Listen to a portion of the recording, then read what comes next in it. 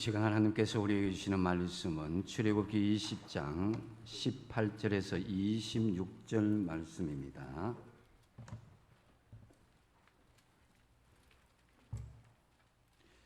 제가 가진 구약 성경 112면입니다. 출애굽기 20장 18절에서 26절 말씀 다 찾으신 줄 알고 제가 봉독합니다.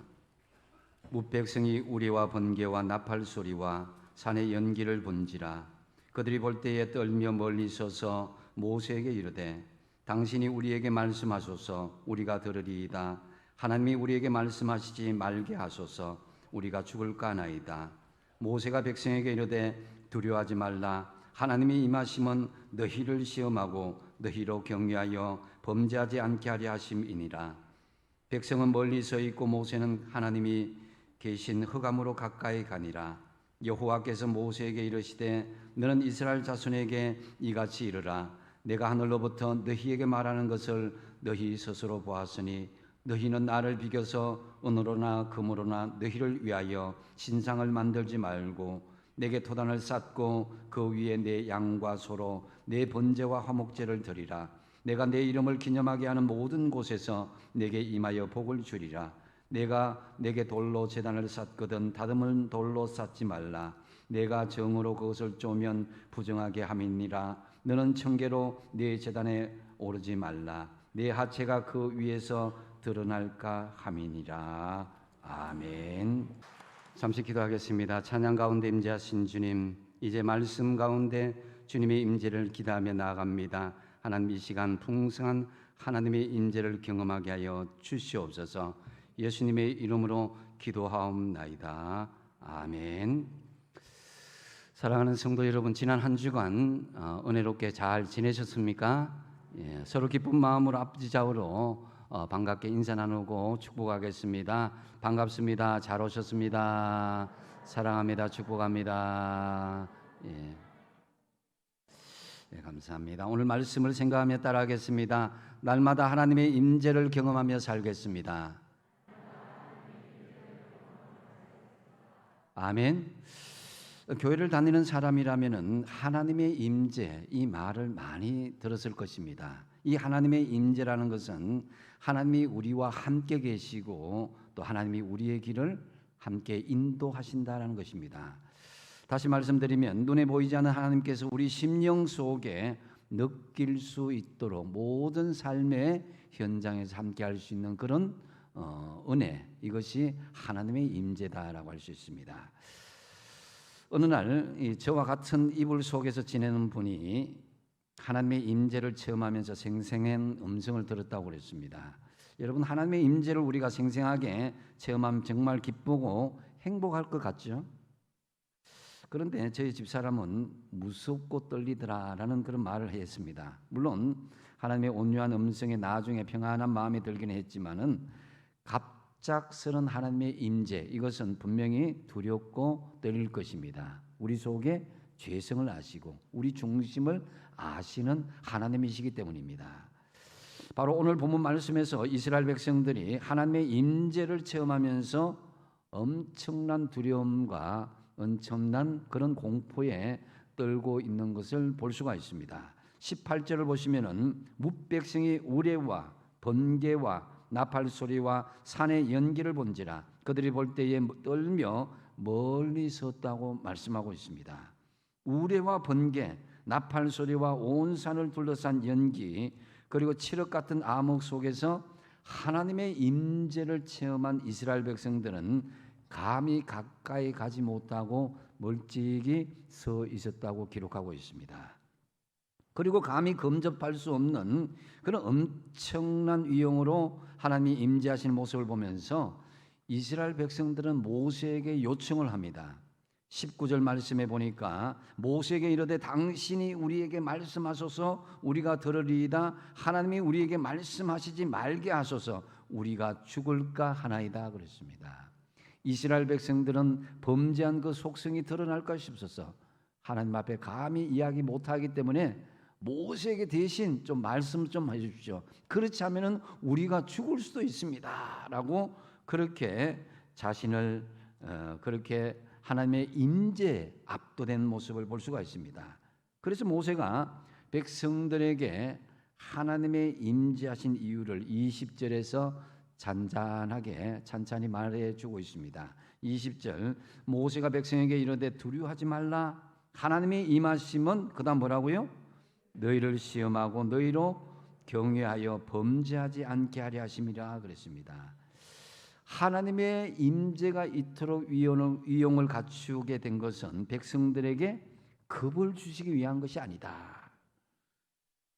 하나님께서 이처럼 강림하시면 하나님의 권능과 위엄을 보여주심이요 범죄에 빠지지 않도록 하나님의 임재가 나타나는 것이다 라고 말씀하는 것이죠.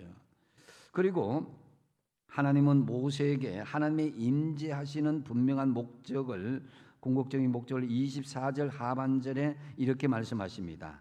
내게 임하여 복을 주리라 이렇게 말씀합니다. 하나님의 임재하심은 그러니까 두려움과 공포가 목적이 아니라 우리가 범죄에 빠지지 않고 우리에게 복을 주시기 위함이다라는 것이죠. 한번 따라하겠습니다. 내게 임하여 복을 주리라. 이 하나님이 임재하시는 목적을 모세에게, 이스라엘 백성들에게 말씀하신 것입니다. 그렇기 때문에 하나님의 임재가 좋아요, 좋지 않아요? 좋은 것이잖아요, 그죠? 하나님의 임재하심을 느껴야, 체험해야 그것이 하나님께서 주시는 복을 우리가 누릴 수 있게 된다는 것입니다.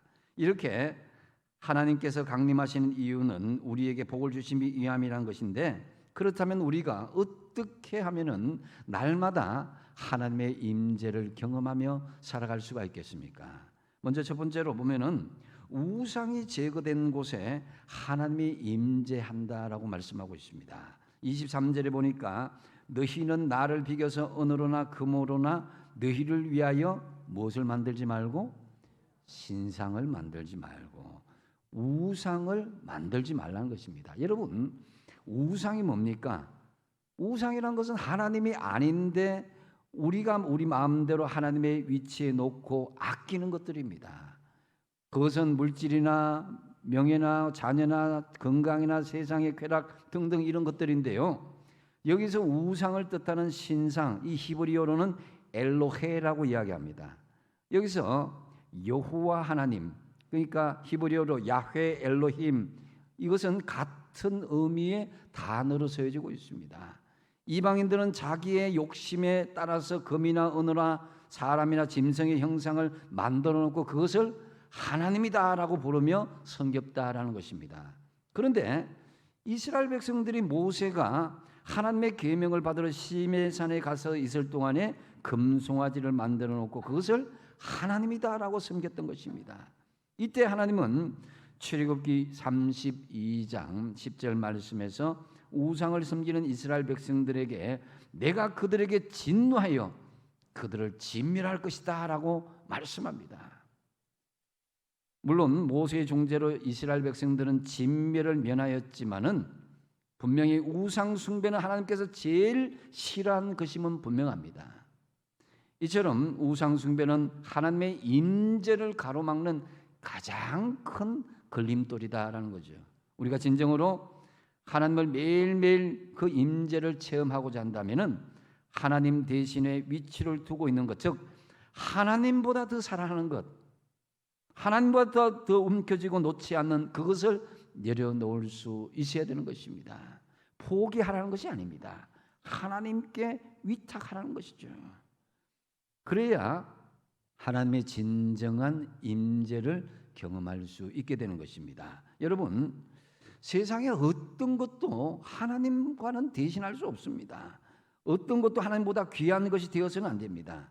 그래서 우리가 살아가는 모든 이 세상에 살아가는 동안 우리의 가진 몸과 우리가 가진 물질과 명예와 권세와 자녀와 또 어떤 비전과 꿈, 이것들까지도 하나님께서 그것을 나에게 내려놓고 나에게 위탁하라, 이렇게 하면 언제든지 즉시 내려놓을 수 있어야 되는데 그것을 하나님께 위탁하지 못하고 내려놓지 못하면 그것이 우상이 되는 것이고, 그것을 붙잡고 있을 때에 진정한 하나님의 임재를 우리가 경험할 수 없게 된다라는 것이죠.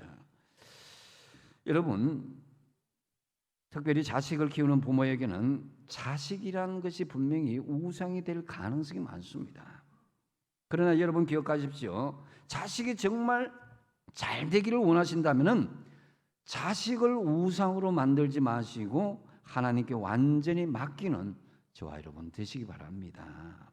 아브라함은 100세 때 낳은 아들 이삭, 하나님께서 나에게 내놓으라고, 너 이삭을 나에게 위탁할 수 있겠냐고, 번제로 나에게 들을 수 있느냐고, 창세기 22장에 그런 하나님의 시험을 아브라함에게 내려줬습니다. 그랬을 때에 아브라함은 두 말 없이 그 사랑하는 아들 독자 이삭을 하나님 앞에 주었을 때에, 거기에 순종하였을 때에 하나님께서 복을 주시고 큰 거부가 되었다.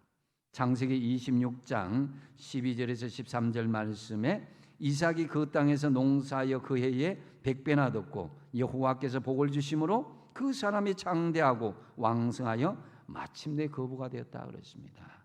아브라함이 처음부터 믿음의 조상이 된 것도 아니요, 거부가 된 것도 아닙니다.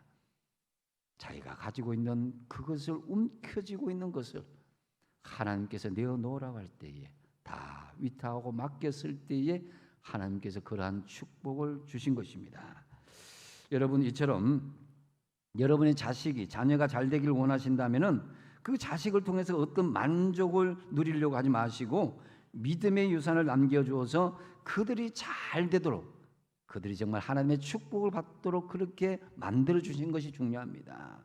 물질을, 자녀를, 명예를, 권세를, 건강을 하나님보다, 예배보다 귀하게 여겨서 하나님의 진노를 살 것이 아니라 하나님이 주시는 축복의 통로를 만들어 나가시란 거예요. 그래서 여러분 한번 가만히 생각해 보십시오. 나는 하나님의 임재를 늘 체험해야 되는데 왜 임재를 체험하지 못하는가? 하나님 앞에 맡기지 못한 것, 위탁하지 못한 것, 내 것이라고 생각하는 그것을 놓지 못하는 그것이 있기 때문이 아닙니까? 그래서 여러분, 내 안에 있는 모든 우상을 제거함으로 날마다 하나님의 임재하심을 경험하시는 저와 여러분 되시기 바랍니다. 그리고 두 번째로, 하나님께 예배드리고 그 이름을 높여드릴 때 하나님께서 임재하신다고 말씀합니다. 24절에 보니까 내게 토단을 쌓고 그 위에 내 양과 소로 내 번제와 화목제를 드리라. 그 마지막 부분에 내게 임하여 복을 주리라 그랬습니다. 하나님께 예배드리고 이름을 높여드릴 때 하나님의 임재하심을 말씀하시는 것이는데요, 제단은 하나님께 예배드리고 제사드리는 곳입니다. 하나님께 예배드리는 그곳에서 우리의 향기를 흠령하시고 우리를 만나주시고 하나님께서 복을 주신다는 것이죠. 우리가 하나님과 만나는 방법, 그것은 바로 구약에는 피의 제사고 신약 시대는 예수 그리스도의 피의 공로를 믿고 우리가 나아가는 것입니다. 그런데 중요한 것은 제사이든지 신약에 지금 드리는 예배든지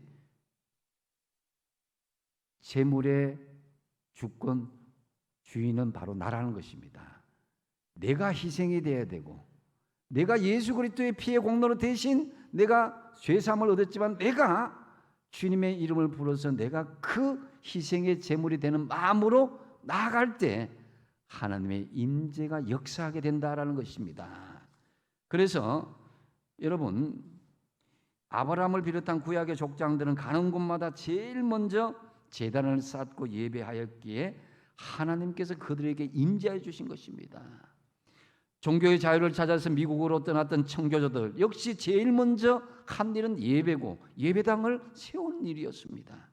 그리하였을 때에 내게 임하여 복을 주리라. 하나님께서 임재하시고 그들에게 축복하여 주셨던 것입니다. 누가복음 10장에 보면 부엌에서 참 힘들게 일하는 이 마르다가 있었습니다. 손에 물 한 방울 묻히지 않는 마리아가, 한편으로는 동생 마리아가 얄미워 보였을 것입니다. 손님이 왔는데 손대접할 준비는 하지 않고 예수님 옆에서 말씀을 듣고 앉아 있으니 기가 막힐 노릇인 것이죠. 그래서 볼멘 소리로 예수님 좀 마리아 좀 뭐라고 좀 말씀해 주세요 하니까 예수님께서 마르다에게 누가복음 10장 41절 42절에 이렇게 말씀하시잖아요. 주께서 대답하여 이르시되 마르다야 마르다야 내가 많은 일로 염려하고 근심하나 몇 가지만 하든지 혹은 한 가지만이라도 족하니라. 마리아는 이 좋은 편을 택하였으니 빼앗기지 아니하리라 그랬습니다. 여러분, 하나님의 임재를 체험한다는 것은 예수 믿는 사람의 기본입니다. 하나님이 나와 함께 하시고 성령의 역사를 체험하고 살아간다는 것. 그런데 이것을 우리가 지속하기 위해서는 내 삶의 우선순위가 가장 중요한 것이 무엇인가? 내 삶 자체가 정말 하나님 앞에 기뻐하신 예배가 되고 받으시기에 합당한 삶이 될 때에 하나님께서 우리를 받으시는, 우리와 함께 하시는 임재하신 역사가 이루어진다는 것입니다. 잠언서 8장 17절 말씀 한번 같이 한번 읽어보겠습니다. 시작. 나를 사랑하는 자들이 나의 사랑을 입으며 나를 간절히 찾는 자가 나를 만날 것이니라. 아멘. 여러분, 하나님의 사랑을 입고 하나님을 간절히 찾는 자는 예배자입니다. 그렇기 때문에 여러분, 하나님의 임재를 체험하기 위해서 먼저 하나님께 예배자가 되십시오. 하나님은 나의 재물을 원하는 것이 아니라 나를 원하십니다. 내가 재물이 되어야 되는 거예요. 하나님은 제사를 원치 않고 제사 속에 있는 나를 원하신다는 거예요. 그래야 주님의 임재를 진정으로 체험할 수가 있게 되는 것입니다. 그래서 신학자 토저는 하루를 예배로 시작하는 사람은 결코 마귀가 건드릴 수 없는 권능자의 삶으로 살아갈 수 있다는 거예요. 그래서 여러분도 하루를 예배로 시작한다면 사단 마귀가 함부로 할 수 없는 거예요. 마귀는 신령과 진정으로 예배한 후에 교회 문을 나서는 성도들을 가장 무서워하는 거예요. 영적인 이 세계에서 우리가 넘어지고 시험당하고 주저앉는 이유가 바로 예배의 삶이 온전하지 못하기 때문에, 예배의 삶에 통해서 하나님의 임재를 체험하지 못하기 때문에 넘어지고 실종하는 것입니다. 그래서 우리 믿음의 사람들은 하루를 시작할 때부터 예배로 시작해서 예배를 마칠 수 있어야 된다는 거죠. 또한 예배는 하나님이 우리를 창조하신 근본적인 목적에 가장 합당하다고 할 수 있습니다. 왜냐하면 하나님은 영광을 받으시기 위해서 우리를 창조하셨고, 우리가 하나님께 영광 돌리는 것이 가장 확실한 방법, 이것을 예배를 통해서 늘 예시하셨습니다. 24절 하반절에 내가 내 이름을 기념하게 하는 곳에서 내게 임하여 복을 주리라 그랬습니다. 하나님의 이름을 기념한다는 것은 하나님의 이름을 높여드리는 것을 말합니다. 예배를 통해서 우리의 잘남이나 지혜나 경력이나 선행이 나타나는 것이 아니라 오직 하나님의 이름을 높여드리고 찬양할 때 하나님의 임재를 경험할 수 있게 되는 것입니다. 여러분의 가정이, 여러분의 일터가, 그리고 우리의 교회가 바로 하나님의 이름을 자랑할 수 있는 곳이 될 때 우리는 하나님의 임재를 경험하게 될 것입니다. 로마서 12장 1절 말씀을 같이 한번 읽어보겠습니다. 시작. 그러므로 형제들아 내가 하나님의 모든 자비하심으로 너희를 구원하노니 너희 몸을 하나님이 기뻐하시는 거룩한 산 제물로 드리라. 이는 너희가 드릴 영적 예배니라. 아멘. 너희 몸을 드리라 그랬습니다. 이것은 우리의 삶을 드릴 때에 하나님께서 기뻐하시는 거룩한 산 제물로 드린 것과 같은 것이다는 거죠. 이것이 또한 삶의 제사가 하나님께서 기뻐하시는 예배라는 것을 말씀하고 있습니다. 여러분, 교회 안에서만 예배를 드릴 때만 하나님께 예배 드리는 것이 아니라 내 삶 전 영역에서 하나님께서 기뻐하시는 예배의 삶이 되고 하나님의 이름을 높여드리는 삶이 될 때에 하나님의 임재가 내 삶의 순간순간마다 임재하게 된다는 것입니다.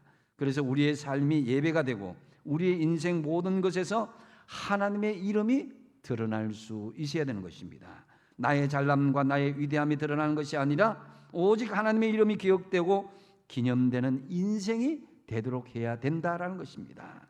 우리의 믿음의 성도들의 삶 속에 오직 자랑되는 것은 하나님의 이름이 될 때 비로소 하나님의 역사와 임재가 경험되어지게 될 것입니다. 참으로 여러분의 삶이 예배가 되고 그 예배의 삶을 통해서 하나님의 이름이 높여드림으로 말미암아서 여러분 항상 하나님의 임재를 체험하는 저와 여러분의 삶이 되시기 바랍니다. 그리고 또 하나님은 진실과 거룩함이 있는 곳에 임재한다는 것을 말씀합니다. 25절 말씀 한번 같이 한번 읽어보겠습니다. 시작. 내가 내게 돌로 제단을 쌓거든 다듬은 돌로 쌓지 말라. 내가 정으로 그것을 쪼면 부정하게 함이니라. 아멘. 하나님은 자연 그대로 순수한 그대로의 제단을 쌓기를 원하셨습니다.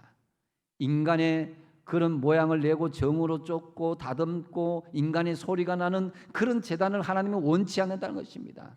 이것은 바로 하나님께 나오고 하나님을 만나고자 하는 사람은 어떤 인간적인 가식적인 모습이나 어떤 평가나 사람들의 말이나 외형적인 그런 의로움으로 하나님 앞에 나아가는 것이 아니라 진실함으로 하나님 앞에 나아갈 때 하나님께서 나를 만나 주신다라는 말씀인 것이죠.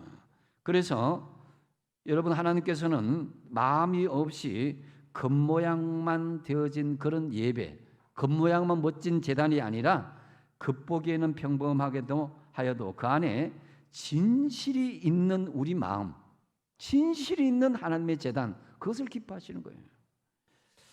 그래서 에레미야서 17장 9절에서 10절 말씀에 만물보다 거짓되고 심히 부패한 것은 뭐라고요?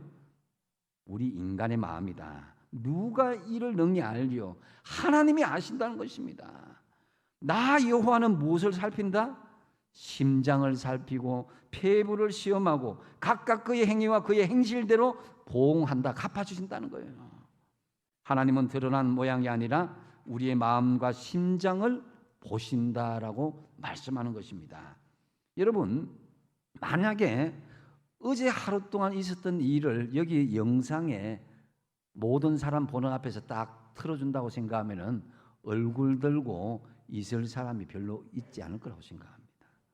우린 지금 오늘 깨끗하게 옷을 입고 멋있게 이렇게 포장을 했지만은 사실은 우리 속 사람은 여전히 더러운 구석에 있습니다.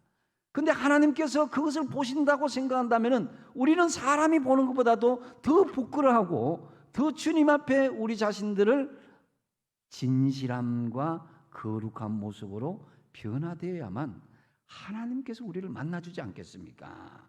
그래서 이 하나님은 그 이새의 집에 와서 8아들 중에 기름 부은 왕의 기름 부은 자를 택하고자 했을 때에 그 이새가 다른 아들들 다 속여줬어요. 다윗은 막내였다가 아직 존재감이 없었습니다. 그런데 하나님께서는 다윗의 중심을 아시고 다윗을 간택하신 거예요. 여러분, 사람의 어떤 평가나 사람의 어떤 판단들을 우리가 너무 의식하지 말아야 될 것은 하나님의 판단과 다르기 때문입니다. 하나님은 중심을 보신다는 거죠. 그래서 사무엘상 16장 7절 말씀에 같이 한번 읽어보겠습니다. 시작. 여호와께서 사무엘에게 이르시되 그의 용모와 키를 보지 말라. 내가 이미 그를 버렸노라. 내가 보는 것은 사람과 같지 아니하니 사람은 외모로 보거니라. 나 여호와는 사람은 외모를 보지만 하나님은 중심을 본다 그랬습니다. 그래서 여러분 중심이 진실해야 하나님의 임재를 체험할 수 있게 되는 것입니다. 사도 바울은 목회 초년병인 디모데에게 디모데후서 2장 21절에 특별히 이렇게 권고합니다. 그러므로 누구든지 이런 것에서 자기를 깨끗하게 하면 귀히 서는 그릇이 되어서 거룩하고 주인의 서심에 합당하며 모든 선한 일에 준비함이 되리라. 겉모양으로 하지 말고 자기를 깨끗하게 하여서 그 중심이 거룩하면 하나님이 서시기에 합당한 그릇으로 준비함이 되리라는 것입니다.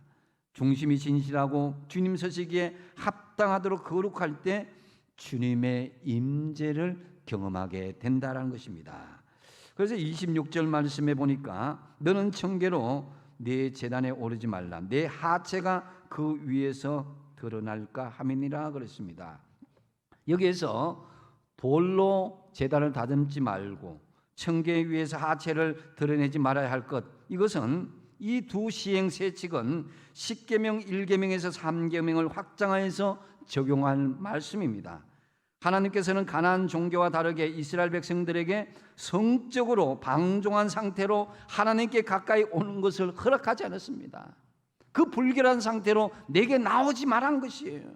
다시 말해서 거룩하라는 것입니다. 우리가 거룩을 유지할 때 하나님께서 임재하여 주신다는 말씀이죠. 레위기 19장 2절 하반절에 보면은 너희는 거룩하라 이는 나 여호와 너희 하나님이 거룩함이니라 그랬습니다. 하나님이 거룩하기 때문에 하나님의 자녀인 우리가 당연히 거룩해야 되는 것입니다. 유유상종이라 그러잖아요. 하나님이 거룩하기 때문에 우리가 거룩해야 된다는 거예요. 그래서 여러분, 사람들은 레위기를 읽으면 어렵다고 하는데 유대인들은 아이들에게 가장 먼저 읽히는 성경책이 레위기라고 그럽니다. 자녀들을 거룩한 아이로 키우고 싶은 마음 때문인 것입니다. 예수님께서 십자가에 돌아가시기 전에 가장 간절하게 기도한 부분이 바로 또 거룩입니다.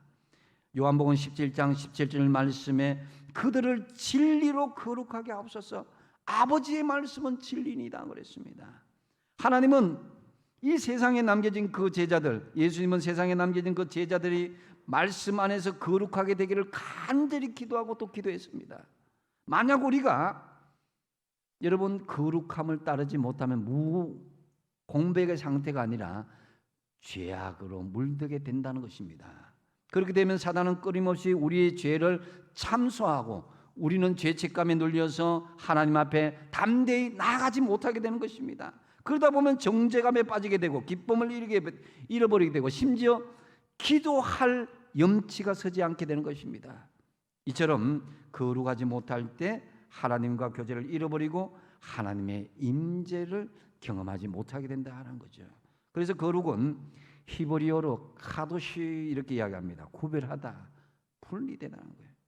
즉 거룩은 어떤 것으로부터, 더 구체적으로 얘기하면 세상으로부터 분리를 이야기하는 것입니다. 예수님은 진리로 거룩하게 될 수 있다.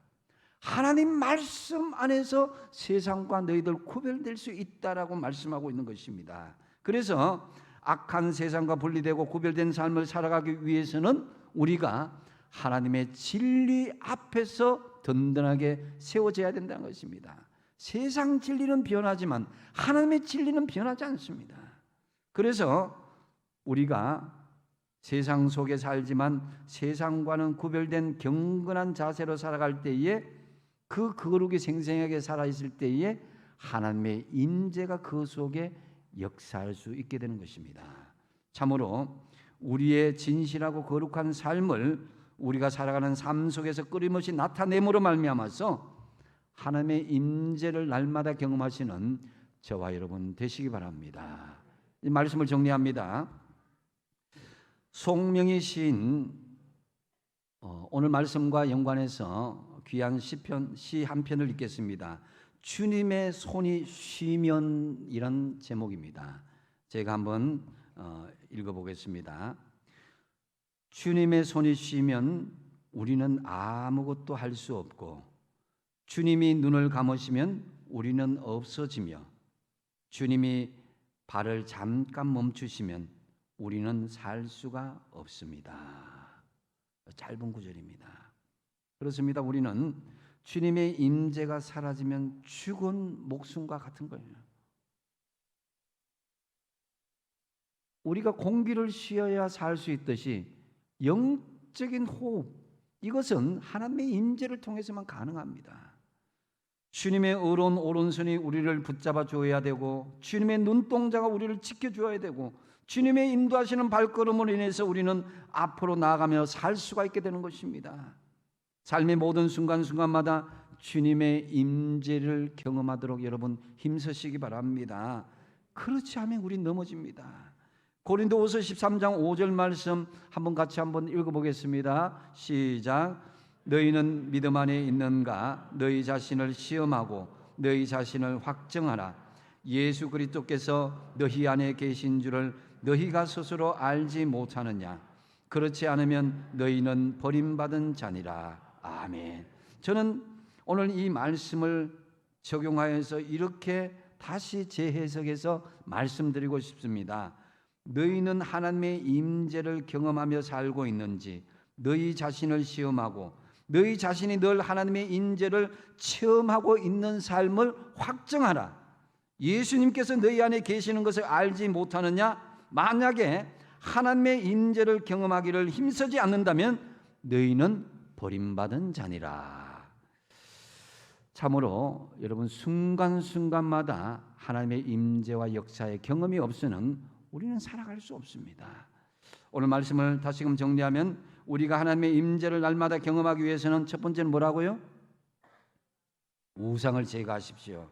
하나님보다 더 사랑하고 집착하고 놓지 못하는 것이 있다면 과감하게 제거하십시오. 그래야 하나님이 여러분과 함께 하십니다. 두 번째 뭡니까?